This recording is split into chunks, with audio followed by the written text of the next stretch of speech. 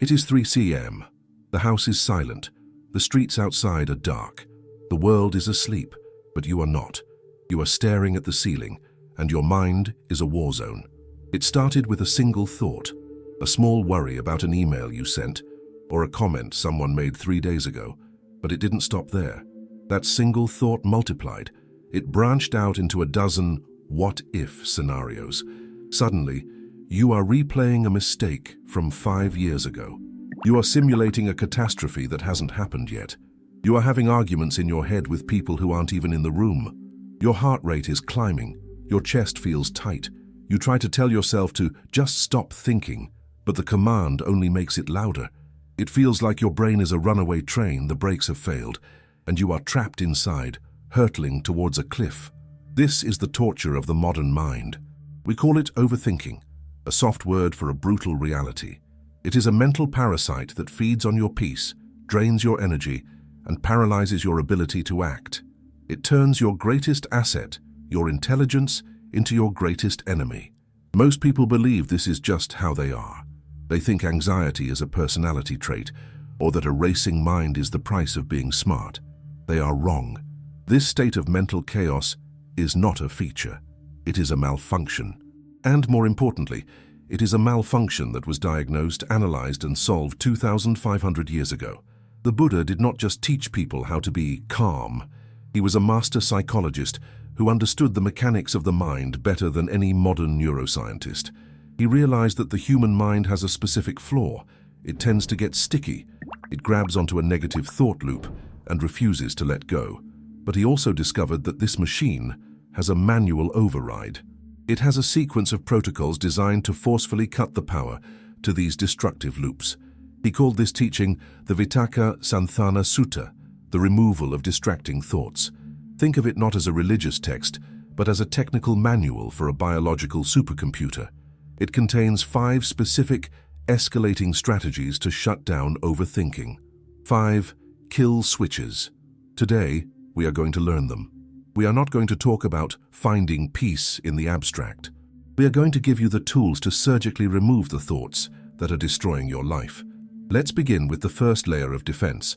The Buddha noticed that the most common mistake we make when overthinking is engaging with the thought. We try to argue with the anxiety. We try to solve the worry. If you are worried about money, you spend 3 hours at night doing mental math that leads nowhere. If you are worried about a relationship, you replay every conversation looking for clues. This is a trap. You cannot solve a problem with the same mind that created it. The more you touch the thought, the stronger it gets. The first kill switch is based on a simple physical principle: replacement. The Buddha used the metaphor of a master carpenter. Imagine a carpenter working on a piece of wood. He sees a peg, a wooden nail, that is rotten and coarse. It is ruining the structure. How does he remove it? He doesn't stand there and ask the peg to leave. He doesn't argue with the peg. He doesn't analyze why the peg is rotten. He picks up a new, fine, sturdy peg. He places it directly on top of the old one, and with a single, decisive strike of his hammer, he drives the new peg in and knocks the old one out. This is the strategy of sign replacement. You cannot simply empty your mind. The brain abhors a vacuum. If you try to think about nothing, the anxiety will rush back in to fill the void. To kill a negative thought, you must forcefully replace it with a positive object of focus. Let's apply this to a real-world crisis. You are about to give a major presentation at work. The thought loop begins. I'm going to freeze. They will see I'm a fraud. I'm going to lose my job. This is the rotten peg. Most people try to fight it by saying, "Don't be afraid," which focuses you on the fear. The carpenter's method is different. You immediately pick up a new peg. This must be a specific, pre-selected thought of high quality. It could be the image of the relief you will feel when it is over. It could be a memory of a past success. It could be a sensation, like the feeling of your feet on the floor. When the fear arises, "I will fail," you do not entertain it. You slam the new peg, "I am prepared, I am grounded," right on top of it. You switch the channel. You do not negotiate with the terror, you displace it. But here is the secret. This requires speed. You cannot wait until the anxiety has built a castle in your mind. You must strike the moment the first rotten peg appears. It is a martial art of the mind. A thought arises. strike, replace. A worry arises, strike, replace. You are not suppressing the thought, you are physically pushing it out of the processing center of your brain by occupying that space with something else. It feels mechanical at first. It feels like work. That is because it is work.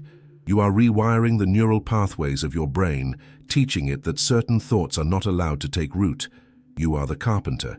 You decide which pegs hold your reality together. But what happens when the thought is too strong? What happens when you hammer at the anxiety, but the rotten peg refuses to move? What do you do when the positive thought just isn't enough to kill the monster? Then, you must move to the second kill switch, and this one requires you to stop being a carpenter and start being a pathologist. Sometimes the carpenter method fails. You try to hammer a positive thought over the negative one, but the anxiety is too sticky. The fear is too believable. You say, "I am confident," but your mind screams, "No, you are not." The rotten peg is stuck. When this happens, you cannot use force. You must use wisdom. You must change your emotional relationship with the thought itself. This leads us to the second kill switch, the method of scrutiny. In the ancient texts, the Buddha uses a vivid, almost shocking image to explain this. He asks you to imagine a young person who loves to be clean, well-dressed, and attractive. Now imagine that someone takes the carcass of a snake, or a dog, or a human, a rotting, foul-smelling thing, and ties it around this person's neck. What is their reaction? They do not analyze the carcass. They do not try to have a conversation with it. They are filled with immediate, visceral horror and disgust. Their only instinct is to rip it off and cast it away. They see it as a contaminant. This is exactly how you must learn to view your negative thoughts. Usually when we overthink, we treat our thoughts like precious treasures. We pick them up, we examine them, we hold them close. We treat a worry about the future as if it is a valuable warning. We treat a memory of an ex-partner as if it is a tragic romance novel. We are seduced by our own suffering. The second kill switch requires you to shatter this seduction. You must stop looking at the content of the thought and start looking at the consequence of the thought. Let's say you are stuck in a loop of anger towards someone who wronged you. You are replaying the argument. You are inventing comebacks. You feel righteous. The carpenter method failed because you want to be angry, so you switch to scrutiny. You look at what this anger is doing to you. Look at your hands. They are shaking. Look at your heart. It is pumping cortisol, a stress hormone that is literally poisoning your organs.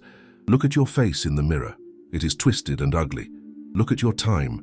You have lost an hour of your life to a ghost. You realize that this thought is not justice. It is a rotting carcass tied around your neck. It is making you sick, weak, and pathetic. By seeing the danger, the adinava of the thought, you create a natural sense of revulsion. You don't stop thinking it because you shouldn't. You stop thinking it because you are disgusted by it. You drop it like a hot coal. But the mind is a tricky beast. Sometimes a thought isn't disgusting. It's just persistent. It's like a song stuck in your head, or a low-level buzz of anxiety that won't go away no matter how much you despise it.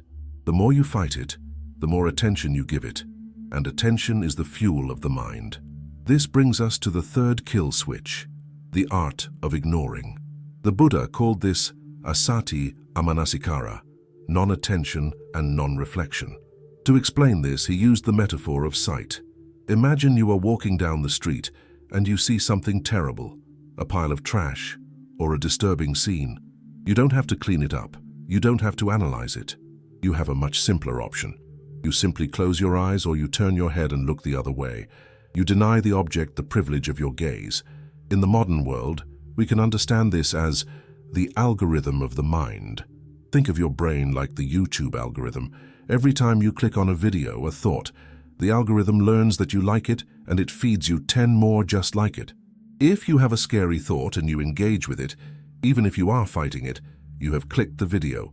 You have told your brain, this is important, send me more data on this. The third kill switch is the decision to scroll past. You treat the thought like a pop-up ad on a website.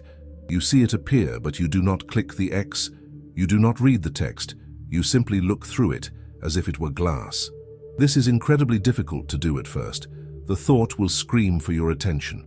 Look at me, this is urgent. We need to worry about this. Your strategy is radical indifference. You become a stone.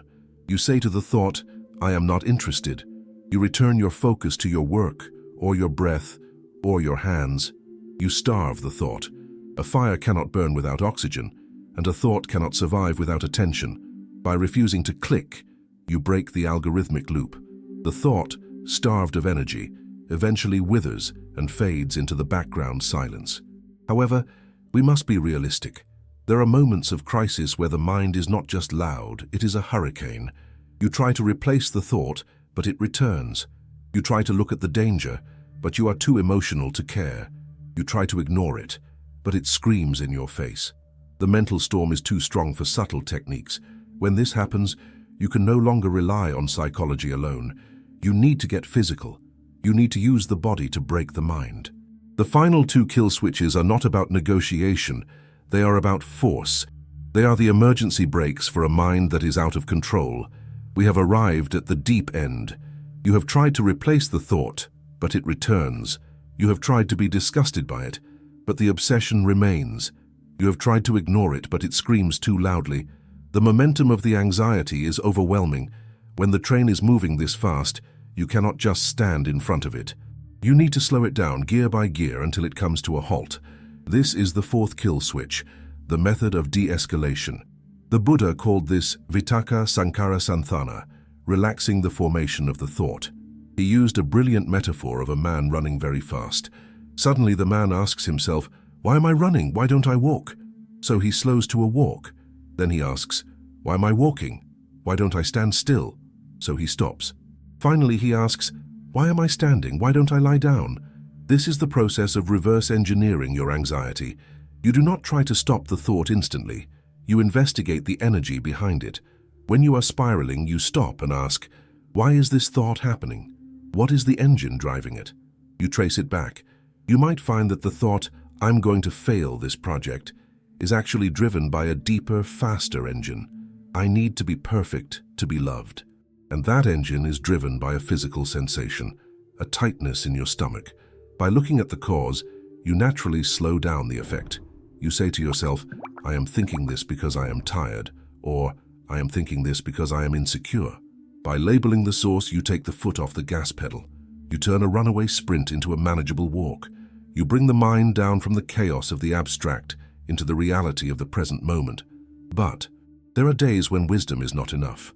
There are moments of panic or rage where the mind has completely gone rogue. It is not running, it is attacking, it is a rabid dog. In these extreme cases, the Buddha does not tell you to be gentle. He does not tell you to observe. He hands you a weapon. The fifth and final kill switch is the nuclear option. It is a method of pure brute force. It is called crushing the mind with the mind. The instruction in the ancient text is visceral and shocking to those who think Buddhism is just about being chill. The Buddha says, like a strong man holding a weaker man by the head or the throat and crushing him down, so too should the meditator crush the mind. This is not a metaphor, it is a physical command. When the overthinking is destroying you, you must physically overpower it. Here is the technique. You clench your teeth together. You press your tongue hard against the roof of your mouth. You tense your entire body. And with every ounce of your will, you mentally scream, "Stop!" You use your sheer determination to beat down the negative thought. You constrain it. You squeeze the life out of it.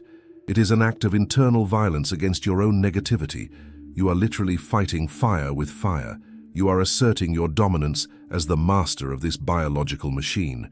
You hold this tension. You hold the silence by force until the momentum of the thought is shattered. This is not a long-term strategy. You cannot live your life with your teeth clenched, but it is the emergency brake you need when you are hurtling towards a cliff. It proves to you in a moment of crisis that you are stronger than your mind. So you now possess the 5 ancient keys: the carpenter, replacement; the pathologist, scrutiny; the stone, ignoring; the runner, de-escalation; and the warrior, force. You are no longer a victim of your overthinking. You are no longer a passenger trapped in a runaway vehicle. You have the manual. You know where the switches are. The next time the storm rises, the next time the anxiety tries to steal your peace, do not just suffer through it. Pick up your tools. Select the right switch and shut it down. The silence you are looking for is not something you find. It is something you create.